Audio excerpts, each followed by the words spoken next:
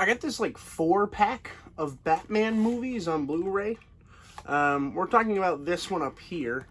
But it comes with Batman, Batman Returns, Batman Forever, and Batman and Robin, which I think, from how I understand it, those are like supposed to be kind of connected, but they change actors around a couple times in a couple different like areas, but they're supposed to be in the same universe. Like, is that correct? Is that what I'm hearing correctly? I'm having a hard time following the Batman storyline already, even though I just started today with Batman.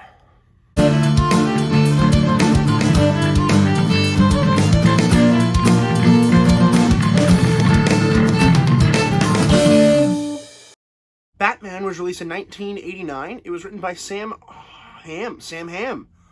What a cool name. And Warren Scarron, another really cool name. And directed by Tim Burton. Now, I didn't really know what to expect going into this, because I mean, I've heard good things, but I've heard good things from people who like Batman in general, so I didn't expect to like it very much, because I'm not a huge Batman guy. I loved the Batman movie, I like the trilogy with Christopher Nolan, but I never really loved Batman as a character, and honestly, this is fantastic. I did not expect to like this movie as much as I did. I still don't think it's perfect by any stretch of the imagination, but I had a whole lot of fun watching this movie. Let me tell you, the first thing that caught my attention was the score. Oh my god. The score for this is just absolutely incredible. It has no right being as good as it is. Like, it's just it's so good. I love it so much. It's probably in my top 5 scores of all time. Like, it's really, really good.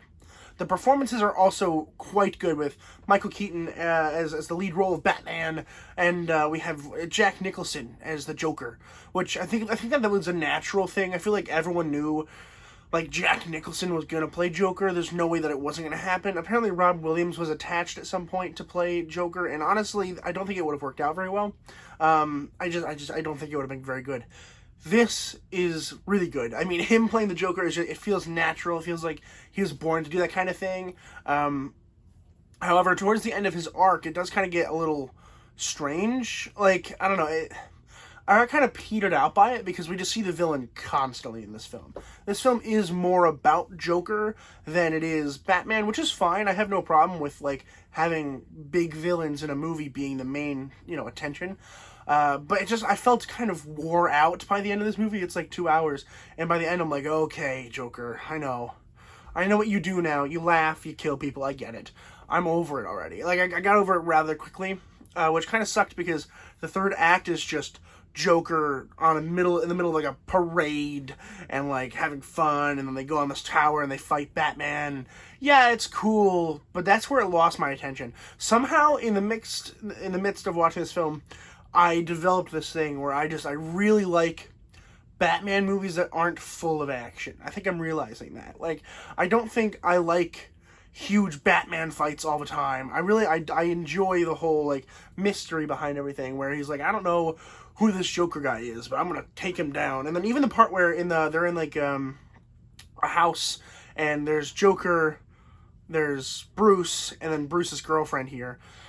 And, like, that scene is so tense, where he's like, I'm gonna take your girl.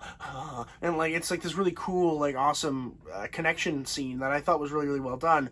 And then later on down the line, there's just a bunch of fighting. And I think that fighting is cool. I think it's inevitable we're gonna get it in a superhero movie. But it's just kind of boring in comparison to the awesome, like, conversation scenes that they have building up to it. Speaking of Michael Keaton, he's excellent as both Batman and Bruce Wayne. I did not think I was going to like him here. I do, very much so. This is the second time he's worked with Tim Burton, I believe, because I think he just did Beetlejuice and then did Batman. And I think he's really, really, really good. I honestly was like, oh, it's just weird because Tim Burton wanted it because he Beetlejuice, and then it works. It works very well. I was wrong. I can admit it. Michael Keaton's great. I'm really sad that there's only one more movie with him. That is rather disappointing, given how much I really do like his character and his version of the character, but oh well. I think that the cinematography and, like, the directing in general is very Tim Burton-y. There's a lot of shots of, like, pale moonlight and, like, giant castle and, like, The Batmobile's cool. It's very Tim Burton. The movie's very Tim Burton, and it feels Tim Burton in a way that is pleasing and exciting. Like, I really enjoy this world that he's built. I like the, even people say that this doesn't have a whole big of a Gotham city kind of character. I disagree. I think it's great. I really like the kind of darkness that this brings, and I usually don't like that particularly in 80s movies and 90s movies because darkness did not work well with those film cameras. But it works really well here. It just looks grimy and filthy and fun. Like, it's like, oh, we're in a different world here. I thought that was really, really cool. I thought it was really well done. And I can't really think of a whole lot negative besides the third act. I mean, the third act is just, it turns into a typical superhero movie before typical superhero movies existed. And it's kind of ahead of its time in that way, but also it's just kind of boring. Like, it's very exciting in a boring way. It's like, oh yeah, Joker's doing something. Okay. Like, that's kind of the whole thing. And at this point, I'm kind of out of it. I'm like, all right, it's, 40-something years later. I'm kind of bored. Actually, it's 30-something years later, and I think it's 33 years later. But regardless, I'm like, I don't really need to see this 30-minute long Joker-Batman fight. That's where it lost my attention. It was like, okay, boom.